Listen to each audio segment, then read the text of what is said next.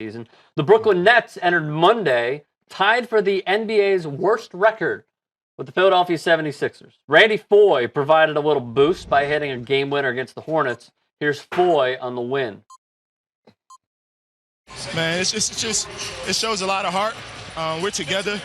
No matter what the record is, everyone's together from top to bottom in the whole organization. And we just try to build, character, and it shows like on plays like this at the end of the game. Yeah, Randy, with that being said, I mean, your teammates, everyone chipped in. There was distribution among all players.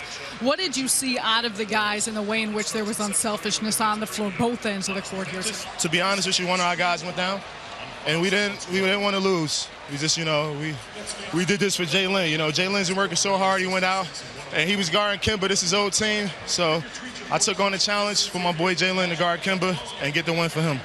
Jalen, of course, discussing and talking about Jeremy Lin, who missed a ton of games, a chunk of games, came back, left in the third quarter in this one, as Randy Foye pointed out, against his former team. Also, the Houston Rockets and New York Knicks, to name a few. Foye only had 3 points in this game. That was his only make, as he was one of two. Difficult shot, but it seems like he's also a team-oriented guy. Do you get that feeling? Very much so. I played with Randy Foye in Minnesota. Had a chance to play with him. Knows his character and the type of player that he is. He's a workaholic.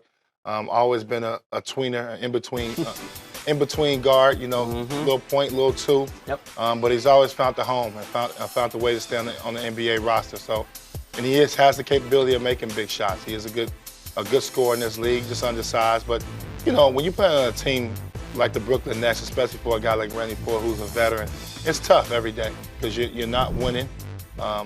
You hate to say you're sitting there to try to collect a paycheck, but you're trying to instill some of your wisdom and that stuff to these young guys because you're probably not a part of the future.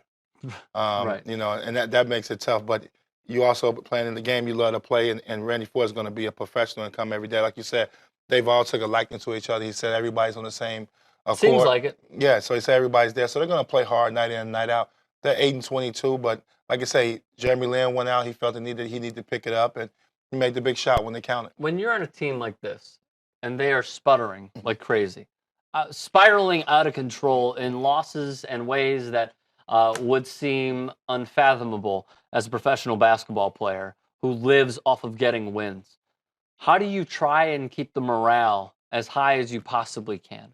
My first year, I won 15 games, God. It was 15-67. Granted, I was a rookie, so I was just enjoying playing, but it can get frustrating when you're not able to win games, and you're in games, playing teams close, and you find a way to lose games. And that's the situation the Brooklyn Nets are in. I think for them, it's the coach, making practice fun, making film sessions fun, learning things on a day-to-day basis, not beating guys up over a particular loss. But as long as guys are giving you the 110% effort that's needed to compete, sure, I think you got to be happy with that, and that's what you build on. Trying to find a diamond in the rough out this group, who's going to be a part of the organization and the team. If you can get 4 or 5 guys that you can keep on the team, and now you figure out where you're going to add those pieces at. So that's a tough part. I think it's probably the hardest person right now is Brook Lopez. Sure. He's probably the guy that's probably feeling it the most on a day-to-day basis.